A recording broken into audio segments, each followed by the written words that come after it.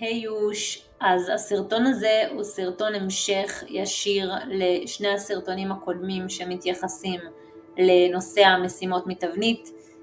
גם מי שצריך ככה לראות רק סרטון שמדבר על השדות של מוצרים מסוג פרויקט או אירוע, עדיין אני ממליצה לו לעבור על הסרטונים הקודמים, כדי שיבין את ההיררכיה, כדי שיבין את הרעיון.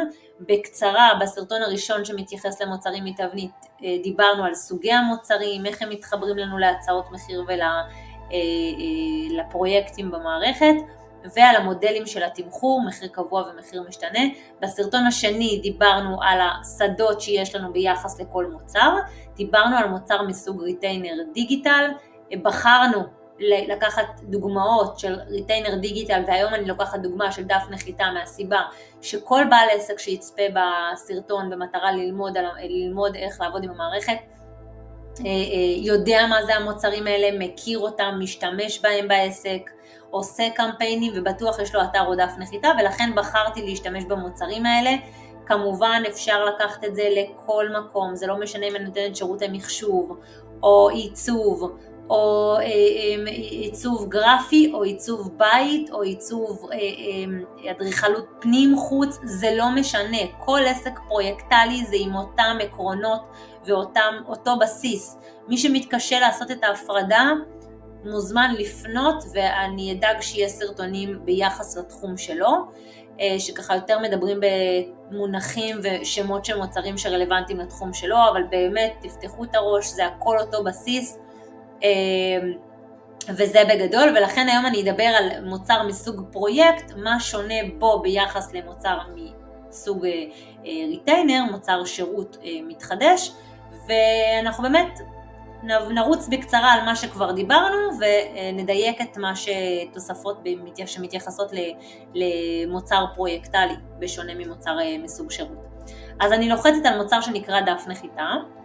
אז בקצרה, בסרטון הקודם דיברנו על מה היכולות שלנו תחת הסרגל כללי, שזה בעצם לשלוט על מה הלקוח רואה ביחס להצעת מחיר, ולתת הגדרות ייעודיות פר הצעת מחיר.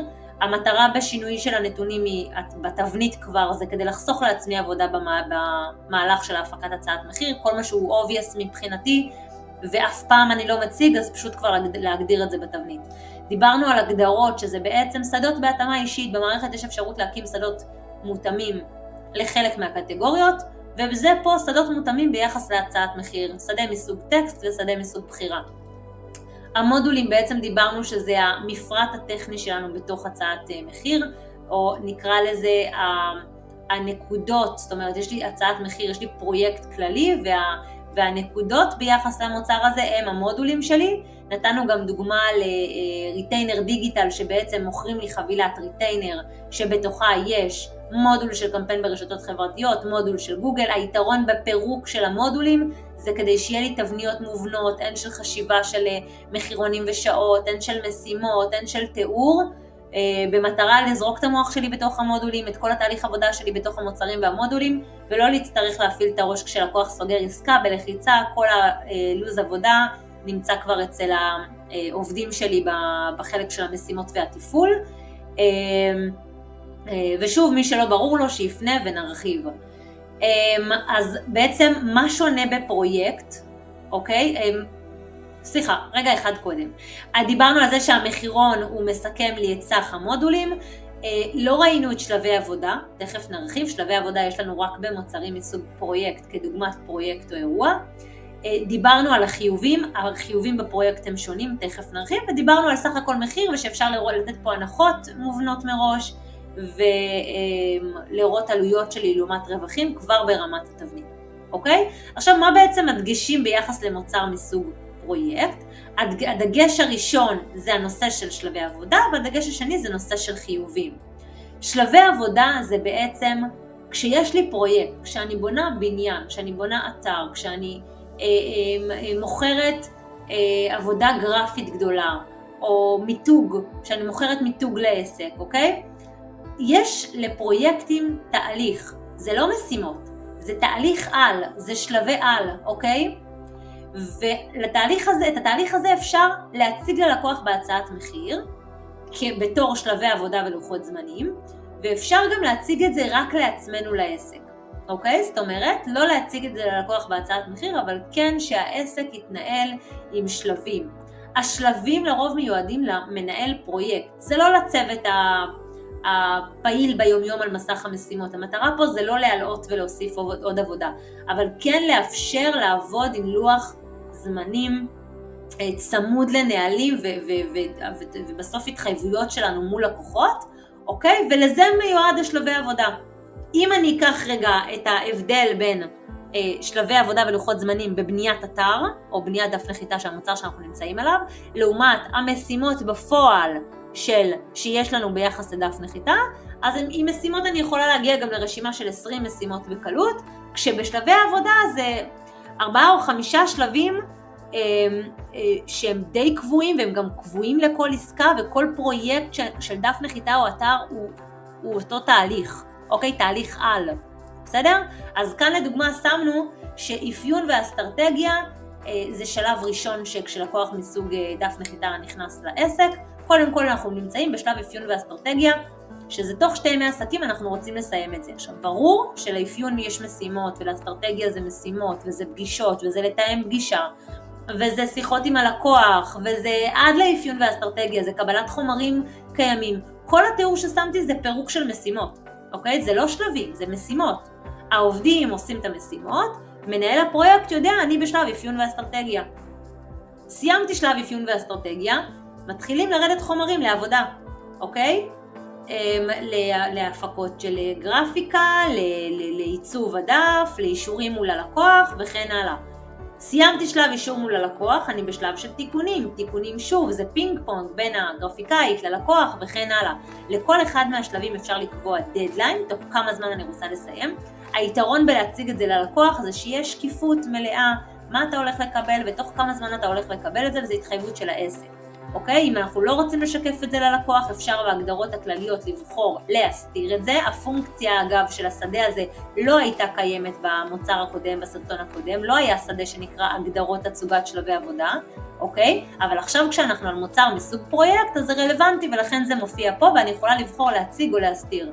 שוב, המטרה בהגדרה הזאת היא הגדרת ברירת מחדל, אבל פר לקוח, פר הצעת מחיר, אני כמובן יכולה לעשות את השינויים האלה ולבחור שהפעם כן להציג או הפעם לא להציג וכן הלאה. אוקיי? אז ברור לנו שמדובר פה בשלבי על ולא מדובר פה במשימות מפורטות. השלבים מיועדים למנהל פרויקט, הם אחר כך מוצגים לנו בדף הבית בתור דדליין, זאת אומרת פרויקט כזה של דף נחיתה שנסגר עם דדליין, מנהל הפרויקט יגיע 2 ימי עסקים אחרי שנסגרה העסקה הזאת, הוא יראה היום צריך לסיים אפיון ואסטרטגיה של לקוח א' א' א', אוקיי? וכן הלאה, יהיה בפרויקט גם שדה של המעבר בין השלבים, והשלבים האלה מתקשרים בהקשר ישיר לחיובים. כי כשאנחנו מוכרים אתר, או מוכרים דף נחיתה, או מוכרים עיצוב לבית, או מוכרים בניית בניין, יש לנו שלבי עבודה, שלבים לתשלום, אבני דרך לתשלום, אוקיי? ואת האבני דרך האלה אנחנו בונים במערכת. השלבי עבודה הם שדה חובה. זאת אומרת, גם אם אין לי שלבים, ובעסק שלי אני לא עובד עם שלבים, והעסק שלי הוא קטן, והמנהל פרויקטים שלי עושה את המשימות בעצמו, אז הוא לא צריך את השלבי על, וכל התירוצים שיש בעולם, עדיין חייב פה לפחות שלב אחד, ובמקרה שאין צורך, פשוט שימו שלב שנקרא ביצוע. בכלל לא ירדתי איתכם פה לרזולוציות של איך מוסיפים דברים, כי זה נראה לי נורא ברור. עפרונות זה עריכה, פלוסים זה הוספה, חץ זה פתיחה, בסדר? נורא חשוב שתבינו את הטרמינולוגיה של המערכת, את השפה של המערכת, בסדר? פלוסים זה הוספה, V זה פתיחה, סימן שיש לי משהו שמתחבא לי פה, עין, יש פה עין עם X, אני יכולה לבחור להציג, ואז אני פשוט אראה את הטבלת מחירון פה בחוץ, טוב, זה מתייחס רק לתבנית ולהצעות מחיר, אחר כך אין לזה שום משמעות, עיפרון זה עריכה, וזה ככה, השפה הזאת הולכת לכל אורך המערכת, בסדר? חץ פה הורדה, פלוס הוספה, בסדר? אני לא צריך להגיד, 3 נקודות זה תמיד בדיקה של משהו, עריכה, מחיקה, שכפול, בסדר? זה דברים שהם די סטנדרטיים וחוזרים על עצמם. כרגע הסרטונים האלה פחות מתמקדים באיך, יותר מתמקדים במה, אוקיי?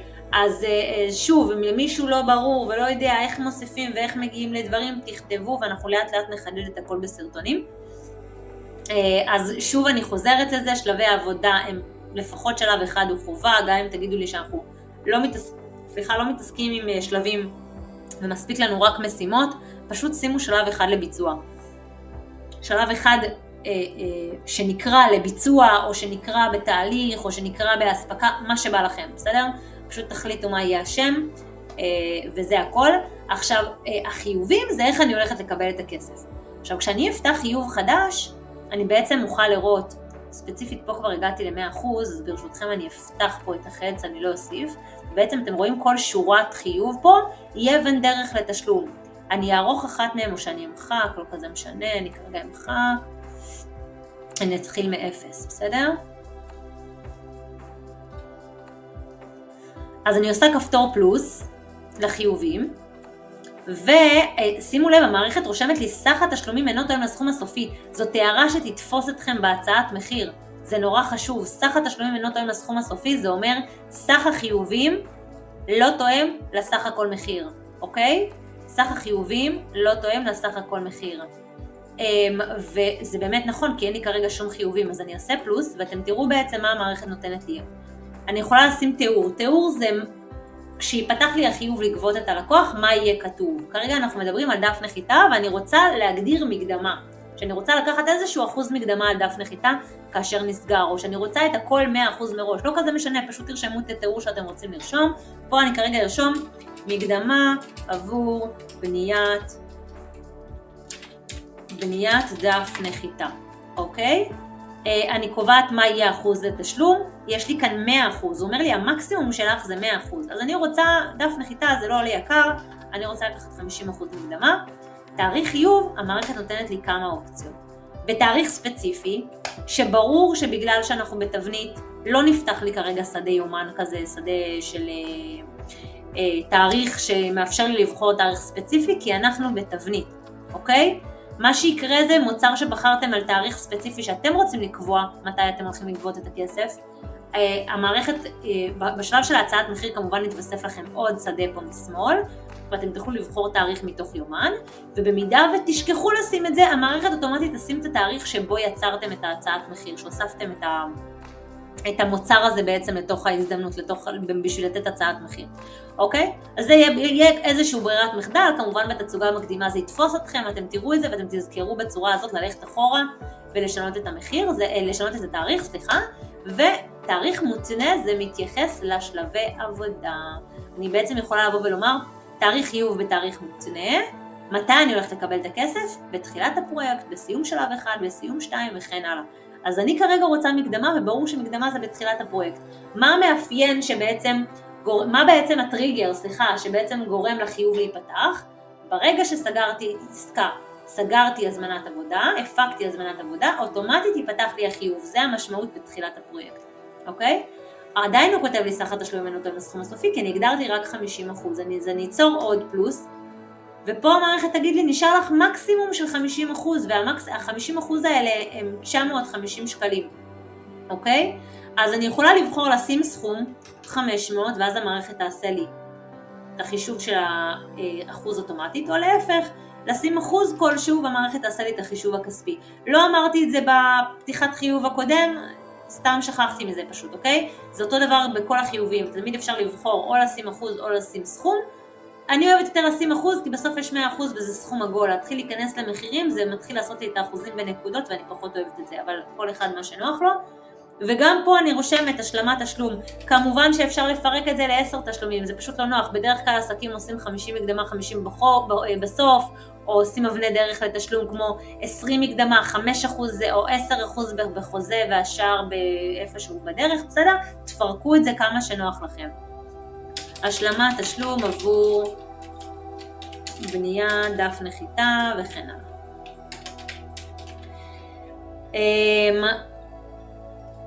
טוב, בסדר, שוב, באתי להרחיב, שאלתי תפסו על דף נחיתה, זה יכול ללכת לתחום של אנרגיה סולארית, לתחום של עיצוב, לתחום של פרסום, למוצרים של מעולמות התיקים של עורכי דין שעוברים תהליכים, זה באמת הולך לכל תחום, בסדר? תנסו להגדיל ראש. השלמת תשלום עבור בניית דף נחיתה, שמנו תאריך, שמנו שעה, מזומן. מה זה אומר מזומן? זה לא אומר שאם לקוח משלם לי בהעברה בנקאית או בביט, אז זה המקום להגדיר את זה, לא. מזומן זה אומר כל דרך שהיא מיידית, והיא לא שוטף 30, שוטף 40. נגיד אם לקוח בא ומשלם לי 10 צ'קים, אז אני פשוט רושמת מזומן, 10 תשלומים, אוקיי? 10 תשלומים. תאריך חיוב אותו דבר כמו שאמרתי קודם, בתאריך מותנה וכן הלאה. זה בא לידי ביטוי, אין לזה שום משמעות ברמת הצורת גבייה שלכם במערכת, זה בסך הכל בא לידי ביטוי בהצעת מחיר, כדי שהלקוח יראה שאתם מה שנקרא מאשרים לו 10 תשלומים, בסדר? ובצורה הזאת אני קובעת בתחילת הפרויקט, אני אוריד כאן את השטות הזאת, סליחה, לא בתחילת הפרויקט, אני רוצה את זה בסיום תיקונים, אני רוצה לקחת את היתרה של הכסף, בסדר? ושומרת, הוא מכריח אותי לפחות אחד, נשים שלב אחד, תשלום אחד, ונשמור. זהו מבחינתי, זה הדבר היחיד ששונה בין, למה הוא עדיין אומר לי שאין לי 100%? כי שמתי פה 20%. זה ההבדל היחיד בין ריטיינר לפרויקט, בין שירות מתחדש לבין עסקה חד פעמית, פרויקט חד פעמי, אוקיי? זה ההבדל היחיד שיש לנו את השלבי עבודה, הסברנו מה זה, וזה שדה חובה, ויש את החיובים שאפשר להתנות אותם ביחס לשלבים, אוקיי? נעצור פה, נעשה סרטון על האירועים בסרטון נפרד, כדי שלא יהיה בלבול. יאללה, בהצלחה.